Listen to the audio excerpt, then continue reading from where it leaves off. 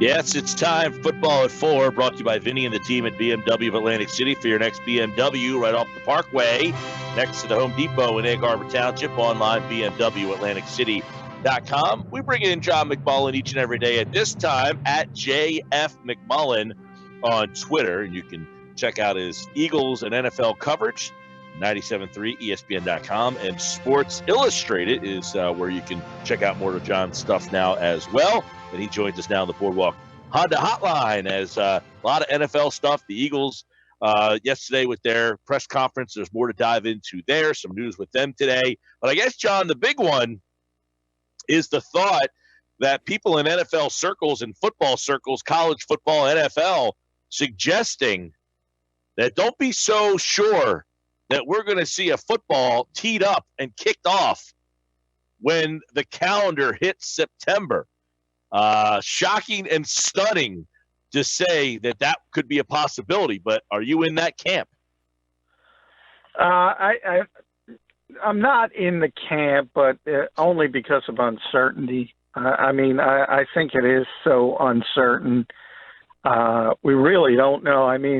We're not in April yet, so you talk about September. What I can tell you is it's pretty evident. Teams with new coaches were set to begin their off-season program in early April. They get a head start if you have a new coach by a couple weeks, 10 days or so, and that's not going to start. So there is pretty much a consensus in the industry. There isn't going to be much of an off-season at all, if any. So you can forget about OTAs, you can forget about minicamp and things like that. And then training camp gets here in August, and we'll see if people are ready to go, and we'll see where we are as a society. I think it's way too far out from that particular date to say there's not going to be anything. But I also think if you say, well, we are so far out, you don't have to worry about football, I think that's wrong as well. And it changes every day, basically. The information coming in, some people say the trends are good, some people say the trends are bad, depending on what mathematician you're talking to. So the uncertainty part of it, I think, has everyone spooked, and I think rightfully so. Well, how much is the start of the season then impacted by, as you just mentioned, they're going to have the draft. That note has been sent out. There's a draft. It's happening, whether the GMs like it or not. Okay, so Roger Goodell has said, don't even argue with me about it and don't speak up about it because you're going to get in trouble for that too. We're having a draft.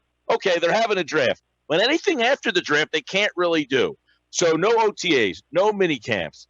What if it's pushed back into July when training camps start and then into August when they have preseason games? At what point, how far pushed back would you start to get concerned that, man, they might not kick off in September? If training camp doesn't open on time, I guess that would be the first indicator, right? The mini camps and the OTAs, not having them, does that impact the start of the season?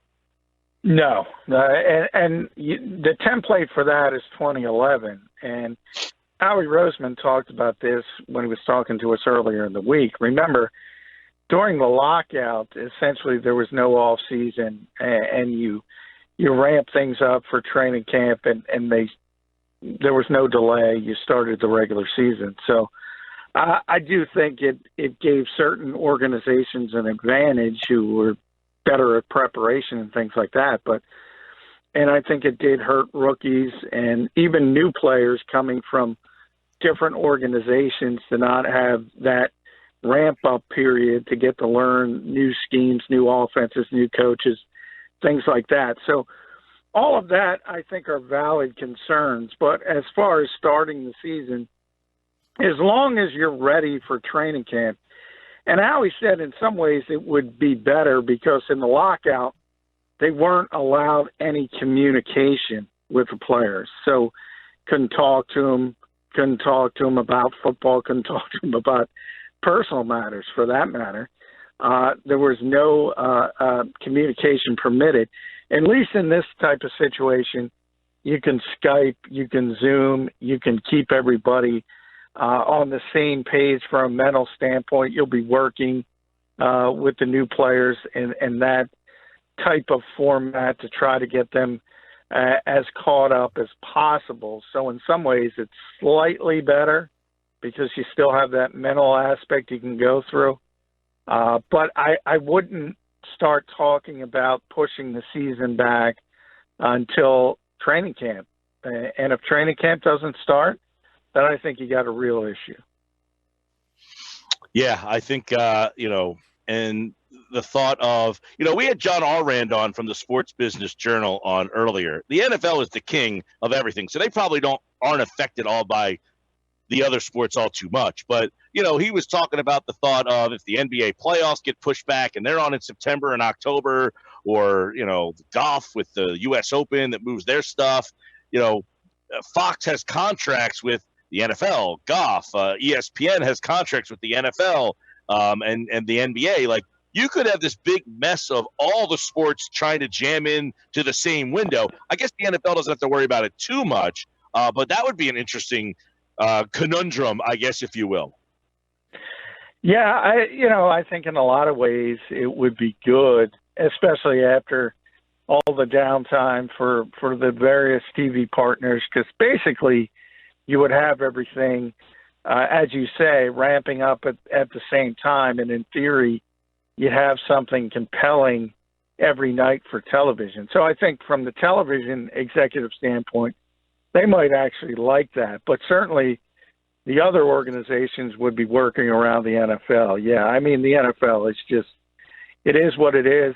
It's the elephant in the room. It's the 500-pound gorilla.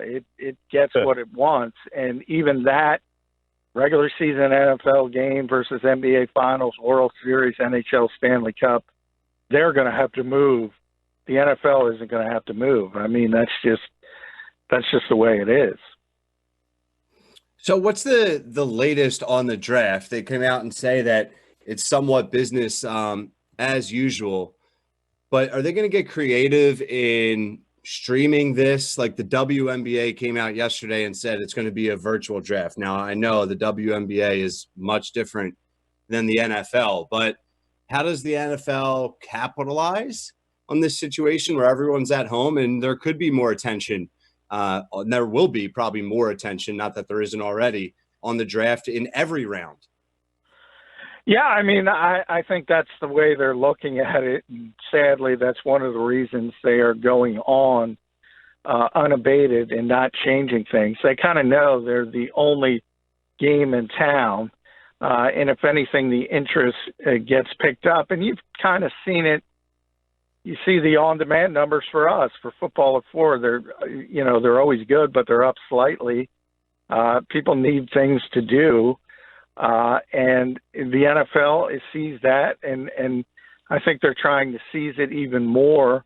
I've always said they're very good at setting up the calendar in general. I mean, people are crazy over the draft anyway. But, yeah, I think it gets ramped up because you don't have other outlets. I mean, no baseball, no basketball playoffs. I mean, if you're a sports fan, you're that much more into the NFL because you're looking at so-and-so signed with this team and this player signed with this team, and now you got to get into the draft and focus on it. So from a fan perspective, I think if anything, there's going to be more interest from the personnel people. Obviously, they have an issue with it because they don't have pro days. They don't have top 30 visits. And I think people don't understand how important that is to the teams. I mean, you always talk about players and prospects and how big the draft has become from people self-scouting and things like that.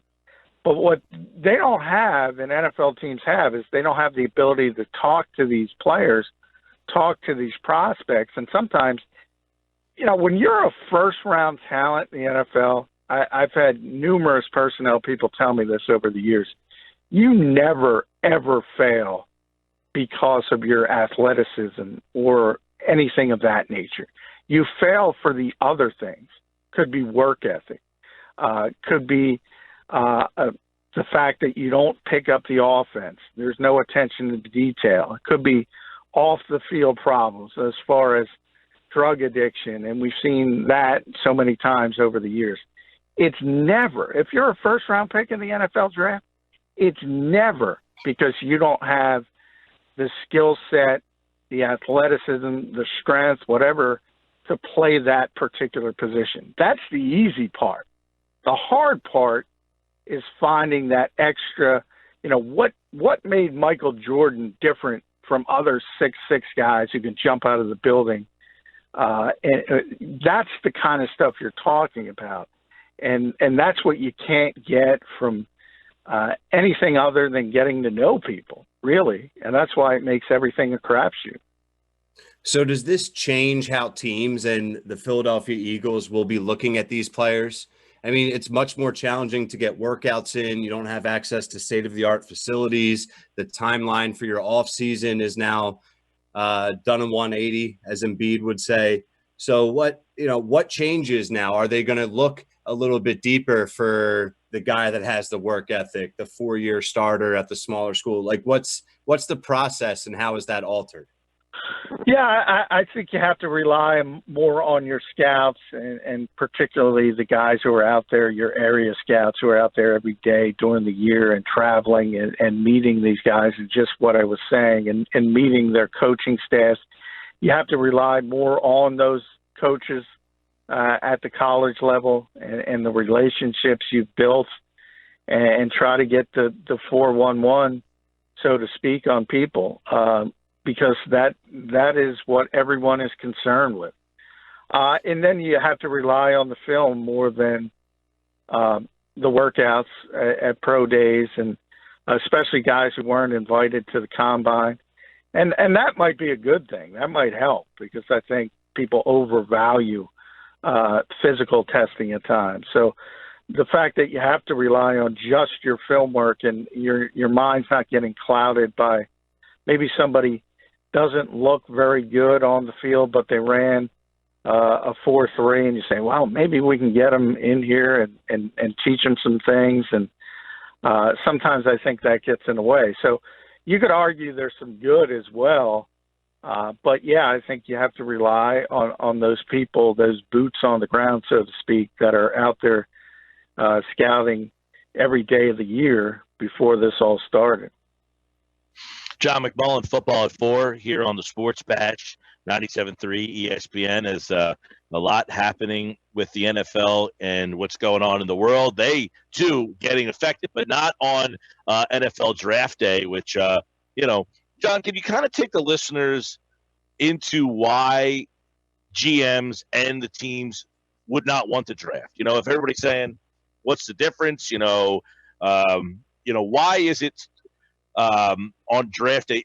The part that you just mentioned is key, but the actual day of the draft, what is going to be difficult for the teams to navigate through on draft day?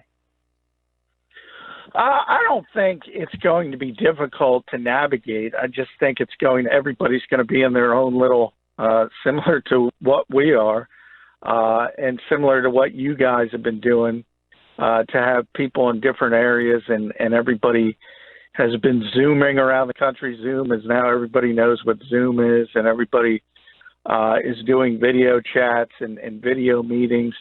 It's going to be like that, and everybody's going to be situated in their own facility, own war room, and even that's going to be limited to obviously only essential personnel from team standpoint. But as far as the work, it's already going to be done. You're already going to have your board put together, and it's going to be very similar. You're just not going to have – I've always said this is the draft Mike Mayock would have loved to do, because if you remember when Mike was doing TV and they had the draft here, and we were all there, and they did some of that.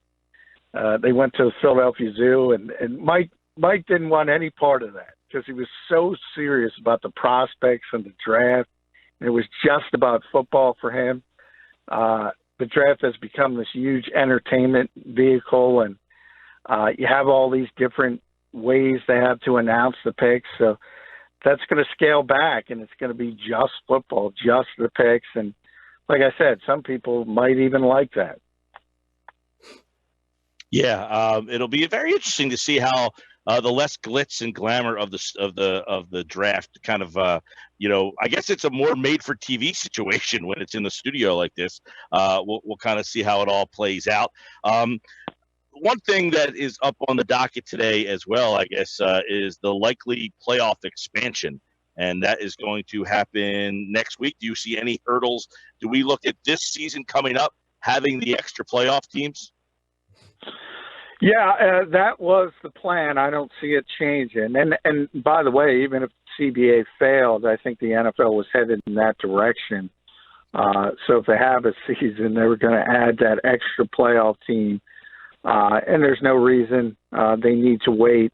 There's a lot of logistical problems to go from 16 games to 17 games. That's why you're going to have that buffer zone of a year or two before they ramp up to 17 games. But the extra playoff team, that's going to be a go. You can argue for, against it. I see both sides.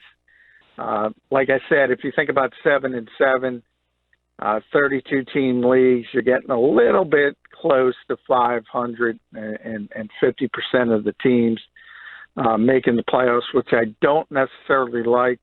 However, I do like the fact that it makes that number one seed even more important. It's always been important. You always want to get it because it makes the path to the Super Bowl so much easier. But now it becomes even of greater importance. And even the difference between 1 and 2 is now going to be gargantuan. So to be the best team in the regular season is going to mean more. And that's part of it I actually like a little bit better. Now, when Herbstreit comes out and says he doesn't see any football coming in September, I think a lot of people can scratch their head at that comment and say, what are you talking about? Well, I think a lot of it is the timeline that is altered because of that. Now, do you see the NFL, and I know you talked a little bit about this earlier in the segment, but do you see the NFL still making sure they have a full offseason that typically leads up right to the regular season week 1? Or what could you see them cutting or shortening that gets them going and ready for the first game of the year? Well, there's not going to be an off season, and if there is, and by off season I mean OTAs and minicamp, it's very unlikely. There's certainly not going to be OTAs. I mean that as I said, that would have started relatively quickly here in early April for the teams with new coaches at least. So there's no shot of that kind of stuff happening. You're talking about minicamp in June. I guess there's an outside chance, but really, really outside chance of that happening. And then the next date, which is the key date, is training camp, late July, early August.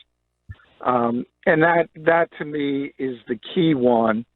And the NFL already has a template for this, as I said, in 2011 for far different reasons, but for the lockout, where the players were locked out for essentially the entire off season, and things ramped up in training camp, and they were ready to go week 1.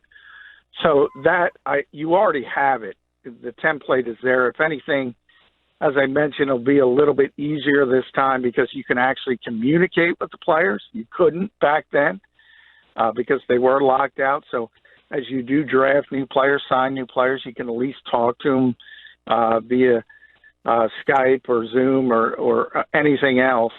So you can at least keep them up to date, get them started on some of the mental hurdles of learning schemes, offensive, defensive, things like that. But yeah, I mean, I don't know if I talked about the uncertainty, and obviously Kirk is one of the biggest names in college football, so people are going to listen to him, but he's just as uncertain as I am, as you are, as Mike is, as everybody in the audience. He has no idea what's going to happen by September. So in a lot of ways, I think it's probably should go in a different direction and phrase things that way, because there's I don't think there's much positive to go out to be an alarmist. And you don't have to be an alarmist, and you could just say what I just said. That, hey, nobody knows. And at least you don't have people hand-wringing and things of that. But, hey, Kirk has the right, just like I have the right, you guys have the right to give his opinion. But he's got no idea about September, let's be honest. Yeah, and hopefully he's wrong, and we all hope that. By the way, last one for John, football at 4, Zach Ertz. The Eagles exercised their 2021 option. It seems that this is a strictly procedural thing, but is there something that can stem from this? No, I mean, it is procedural, and it's just one of those things. We talk about Zach a lot because he did not sign the extension offered to him, whereas somebody like Brandon Brooks did, somebody like Lane Johnson did. So essentially, he's betting on himself, as I mentioned. He's going to be, if not the highest paid tight end, certainly depending on the timing of a Kelsey contract, a George Kittle contract. But he's going to set a new market, and he's trying to set a new market for the tight end position. And the only thing you should be paying attention to is obviously there is some loggerheads here because the Eagles are known, and they often target players they want to extend. They try to get it done early. They've tried to do that with Zach. It hasn't worked out. So the longer it does drag on, as I said, the term I've said is put an asterisk next to it. Just be aware, because the longer it drags on, the longer you have an opportunity to change your mind from both sides. And that includes the Eagles, who could all of a sudden say, and I've given this example, say we are playing in September, say they draft Justin Jefferson or somebody like that, and they start playing well early in the season. Deshaun Jackson's healthy. J.J. Arcega-Whiteside is playing better. All of a sudden you want more receivers on the field, and you have Dallas Goedert still under a cost-effective contract. Maybe at this time next year we're saying, hey, might as well trade Zach and go a different direction. So I don't think it's likely. Zach loves playing here. The Eagles love him. But anytime things like that drag on, there's potential, at least potential, for things to change and for people to change their minds. All right, another football at 4 in the books. Sports Bash live on 97.3 ESPN. And, of course, John McMullen, like all guests, appeared via the Boardwalk Honda hotline. Have a good weekend. I bet you I'm imagining the Ozarks will be starting here shortly. Yeah, we're like you, Mike. Me and my wife are holding off to the weekend, so we have something to do on the weekend. Trying to hold off today. I know. We were like at 8 o'clock this morning, like, should we start this? And it was like, it'll take away from the other 2 days of having stuff to do. But enjoy it, and we'll talk again on Monday, pal. All right. Thanks, guys. Appreciate it.